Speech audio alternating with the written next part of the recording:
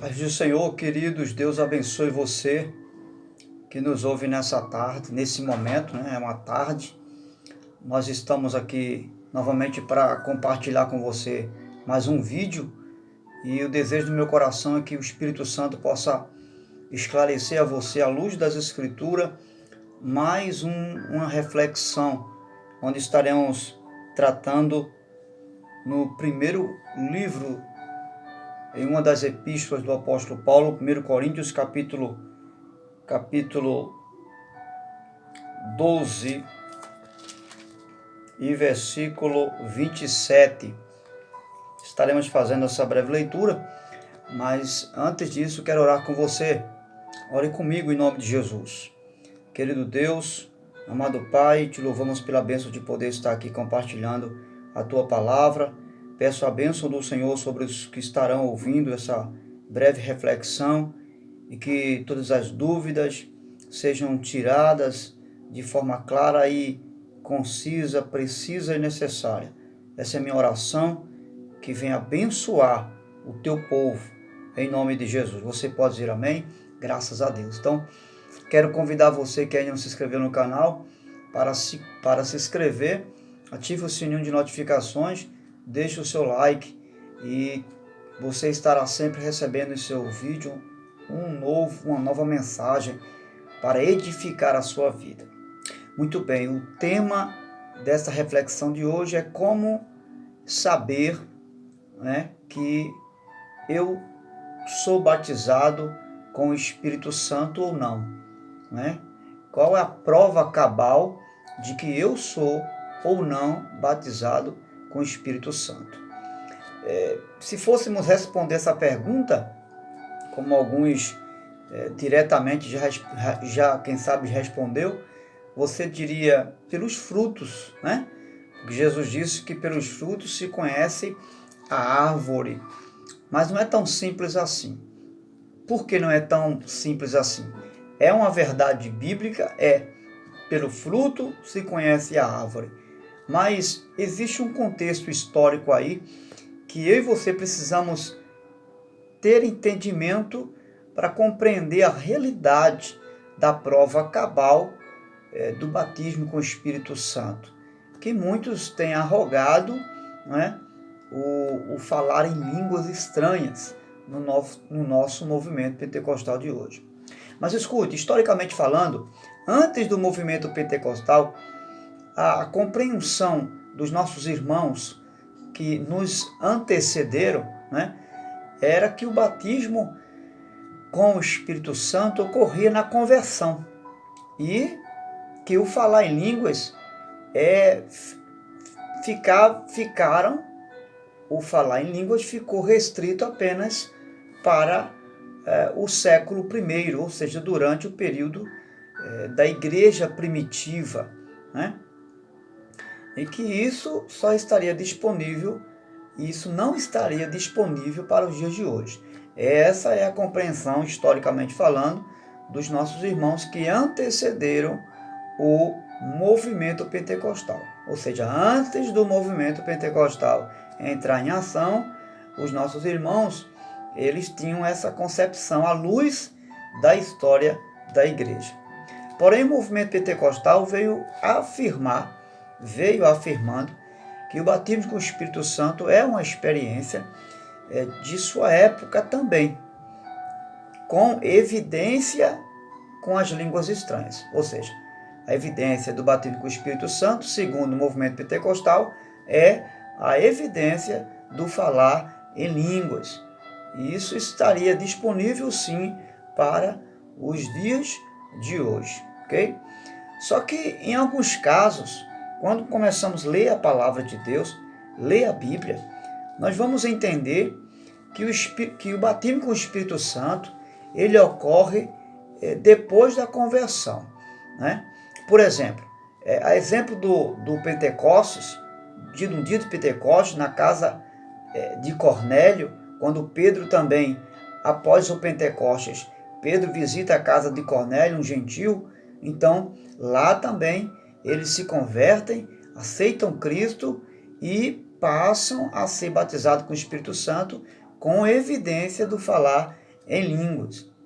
Quando Paulo chega em Éfeso também encontra um grupo de gregos lá que se converteram ao judaísmo, ao cristianismo e eles também são batizados com o Espírito Santo. Paulo vai encontrar também alguns apóstolos de João, em número de 12, discípulos de João Batista.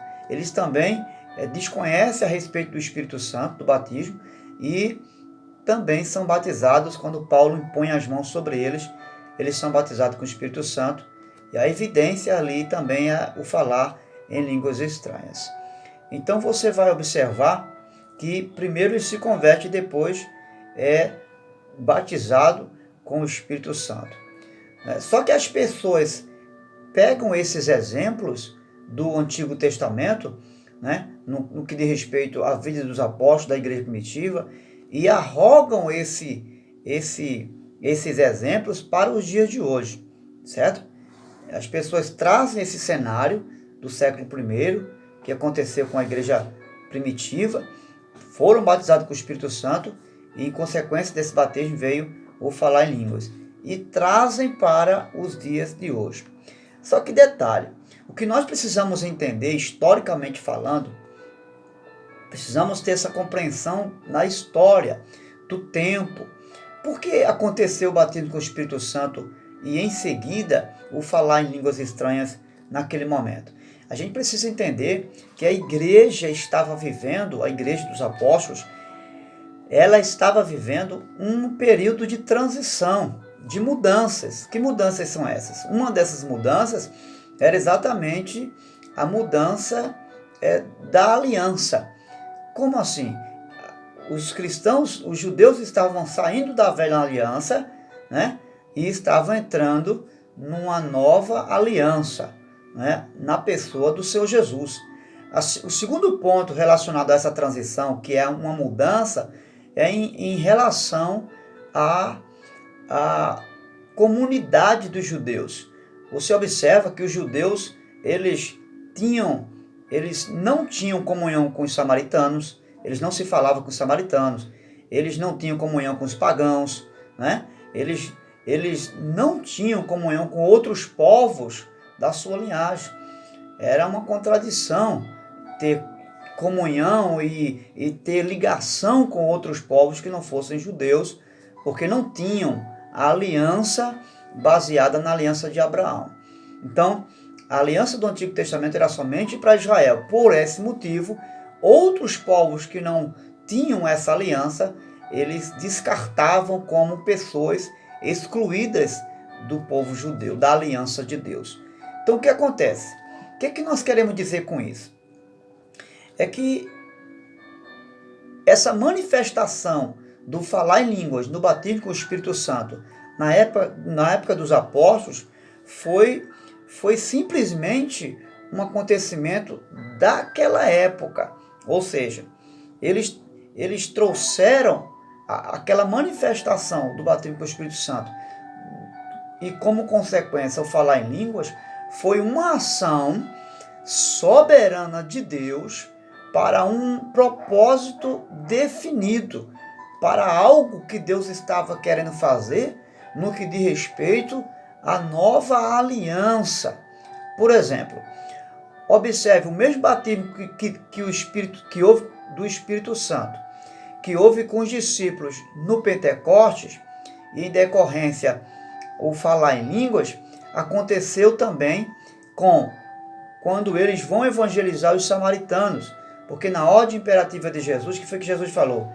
Ide primeiro pregar em Jerusalém, depois em Samaria, aos gentios e até os confins da terra.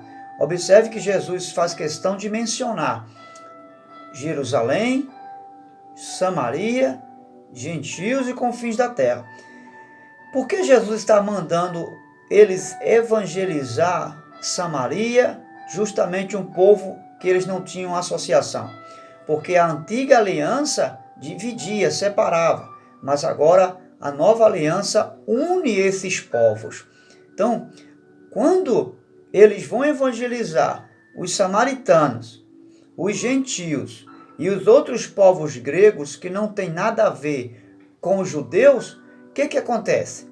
A Bíblia vai dizer que eles também, quando evangelizam os samaritanos, eles são batizados com o Espírito Santo, e a mesma manifestação do Espírito Santo no falar em línguas aconteceu com os samaritanos.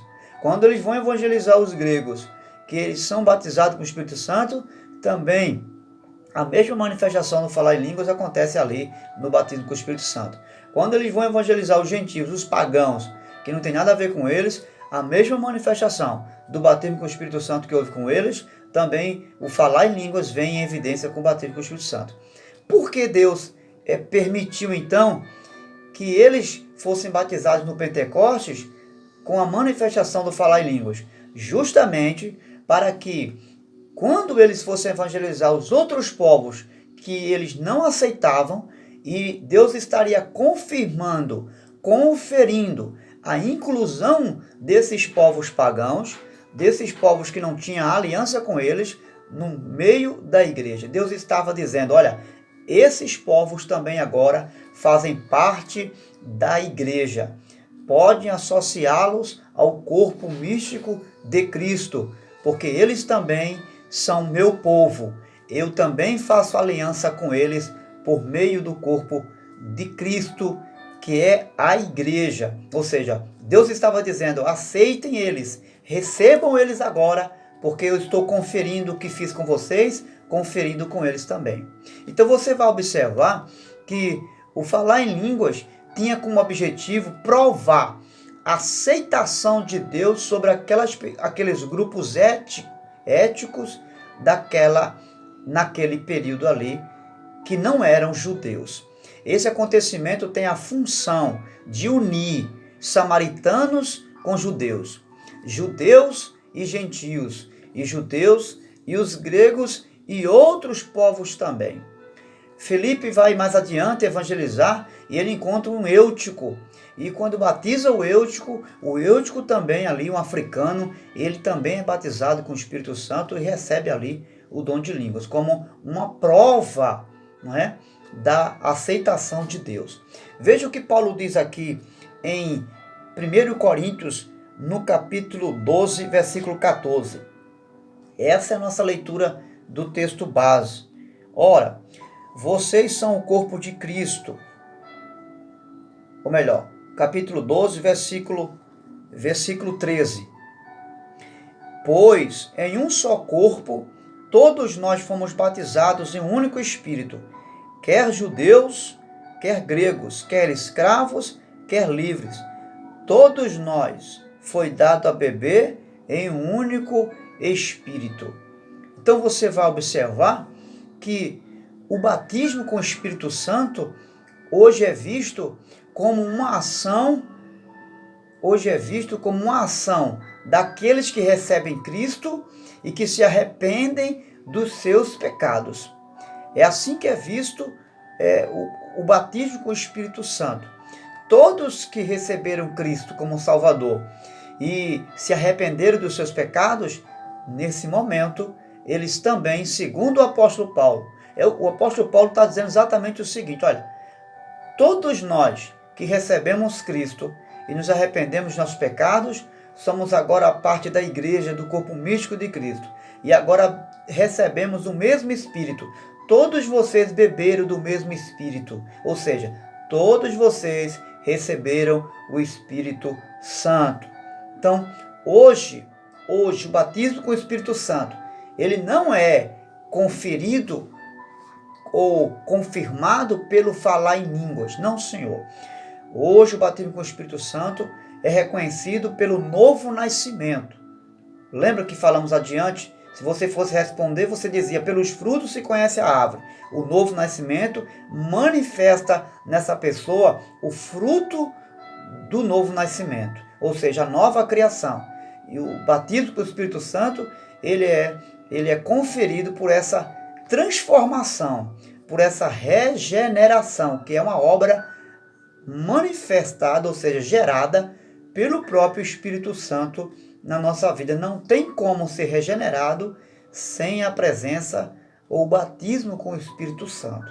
É impossível haver regeneração sem o batismo com o Espírito Santo. Então, a partir daí, essa pessoa pode ter uma experiência maior com Deus. Ou seja, ela pode ter dom de línguas, ela pode ser uma pessoa cheia do Espírito Santo, ela pode ter dons de cura e ter diversidade dos dons do Espírito Santo. A partir do momento que ela aceita Cristo como Senhor e Salvador e se arrepende dos seus pecados. Então ela recebe o Espírito Santo, e dali por diante ela vive aí a vida na pessoa do Espírito Santo. Então o Novo Testamento nos ensina que o dom de língua não é referido como um dom, é referido como um dom, não como um selo do batismo com o Espírito Santo. Isso é importante entender, tá certo? Paulo diz que nem todos, se você for ler capítulo 12 de 1 Coríntios, versículo 12 e versículo 13, ele vai dizer, nem todos receberam, ou melhor, falam em línguas estranhas. Olha o que diz o capítulo 12, versículo 29. São todos apóstolos? São todos profetas? São todos mestres? Nem têm todos o dom de realizar milagres?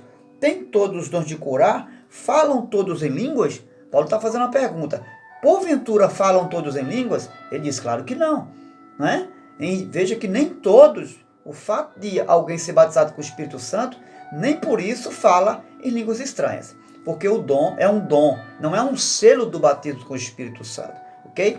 Então eu quero finalizar aqui fazendo essa pequena diferença, né?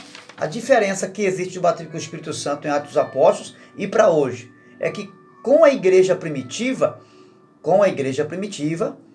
veja bem, o falar em línguas veio como uma marca para comprovar a aceitação de Deus dentro de alguns grupos étnicos dos judeus, certo? Hoje se manifesta como um dom do Espírito Santo e não como um selo do Espírito Santo.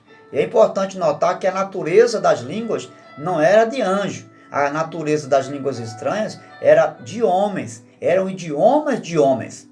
Não estou dizendo com isso que não haja manifestação da língua dos anjos, ok? Porque Paulo vai conferir que, ainda que falasse a língua dos homens e a língua dos anjos, se não tivesse amor, nada seria. Então, existe sim língua dos anjos. Porém, a natureza daquelas línguas ali não era dos anjos, mas sim dos homens, ok?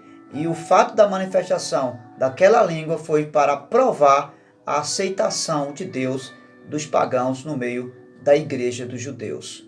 Deus te abençoe.